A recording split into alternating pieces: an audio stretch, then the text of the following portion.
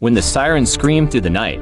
No one dared to look outside. In the heart of the city where neon lights danced against the rain, something darker than the night itself was moving, silent, calculated, and ruthless. It began with a single break-in at a jewelry store, but the pattern that followed would haunt the police for months. Detective Raymond Cole had seen every kind of crime in his 20 years on the force.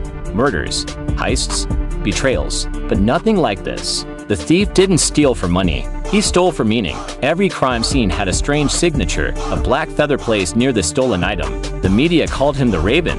He became a ghost in headlines, a myth whispered in alleys. But for Cole, the Raven was personal. His partner had been killed during a chase that went wrong 2 years ago, and the killer was never caught. Now, every black feather felt like a message. The city police were stretched thin, and the commissioner wanted answers. Cole's instincts screamed that the Raven wasn't just a thief. He was orchestrating something much bigger. Then, one night, a coded letter arrived at the station, addressed only to Cole. It read, "You took something from me. Now I'll take everything from you." There was no signature, only a faint trace of a scent.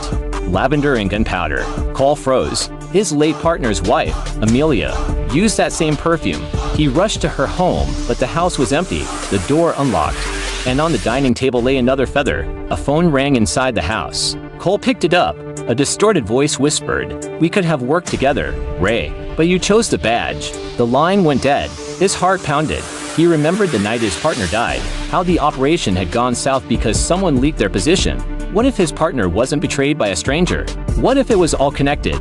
Over the next few days, the Raven struck again. This time not stealing, but destroying evidence files of old cases Cole had worked on. It was as if the thief was erasing the detective's career piece by piece. Cole couldn't sleep. He traced security footage, studied old case notes, and followed leads into the city's underbelly.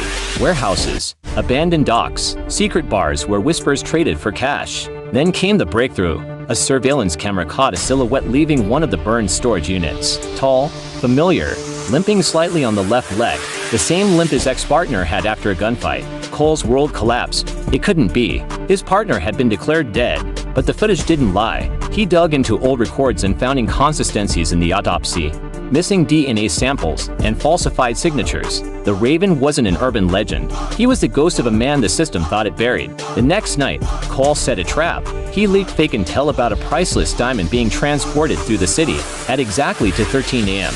Motion sensors triggered. Cole was waiting in the shadows, gun drawn. A figure in black appeared. Same limp, same cold precision. Cole shouted, "It's over. Drop the bag." The figure turned slowly, removed his mask, and there he was. His old partner, Jacob Miles. "You left me to die," Jacob said, his voice low but shaking. "They framed me, Ray. You signed the report." Cole's mind flashed back to the night of the failed mission, the chaos, the pressure from superiors, the desperate need to close the case. "You were dirty, Jake. You sold out the team." Cole shouted. Jacob smiled bitterly. "That's what they wanted you to believe." The sound of sirens filled the air. The trap had worked, but Cole's hands trembled. "Don't do this," he pleaded. "It's already done," Jacob replied, pressing a detonator.